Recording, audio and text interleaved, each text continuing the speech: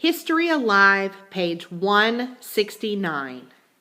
16.8, Mexican Succession and Gadsen Purchase, 1848 and 1853. The next large addition to the United States came as a result of war with Mexico. Part of the problem with Mexico developed when the United States annexed Texas. The Mexican government wanted Texas back.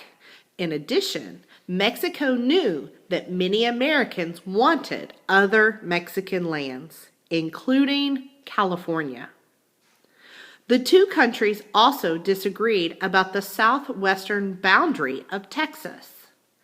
Americans wanted the boundary to be the Rio Grande, or Large River in Spanish. Mexico wanted it to be about 150 miles farther north and east. In 1846, President Polk sent an army under General Zachary Taylor to protect the Rio Grande. A group of Mexican soldiers tried to defend the land that they believed belonged to Mexico. Crossing the river, they fought against a small number of Americans. American blood has been spilled, General Taylor wrote to President Polk. Now the president had an excuse to go to war with Mexico. It was Mexico, he told Congress, that started the fighting. On May 13, 1846, Congress voted to declare war. Many Americans were against the war, saying it was a land grab by the United States. Others supported President Polk and cheered every victory by U.S. soldiers.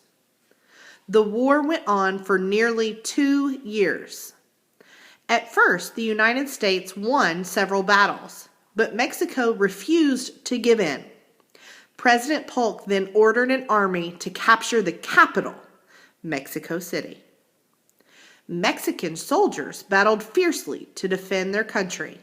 Both sides suffered great losses. In one of the battles at Mexico City, an estimated 900 United States soldiers and 4,000 Mexican soldiers died. Even when U.S. soldiers captured the capital, Mexico refused to surrender. American soldiers continued to attack, rob, and kill many Mexican citizens. Finally, the Mexicans surrendered. In February 1848, Mexico agreed to the Treaty of Guadalupe Hidalgo. In this agreement, Mexico gave up or succeeded a huge amount of territory. It included the present-day states of California, New Mexico, Utah, and Nevada, as well as parts of 4 other states. Mexico also agreed to the Rio Grande as the border of Texas. For the Mexican cession, the United States agreed to pay Mexico $15 million. 5 years later, in 1853, Congress bought one last piece of Mexico. It was an area of land south of the Gila River in present-day Arizona and New Mexico. This land contained a pass through the mountains that would make it easier to build a railroad across the southern United States. This agreement became known as the Gadsen Purchase, after the American representative who made the purchase.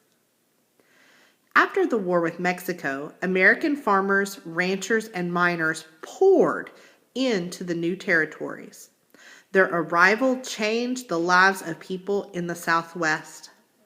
Many of the newcomers treated the Native Americans and former Mexican citizens poorly. They often ignored previous claims on land and took it for themselves. They gave Mexicans and Native Americans poor jobs. In the years to come, they fought many wars against Apaches and other Native Americans before forcing them onto reservations.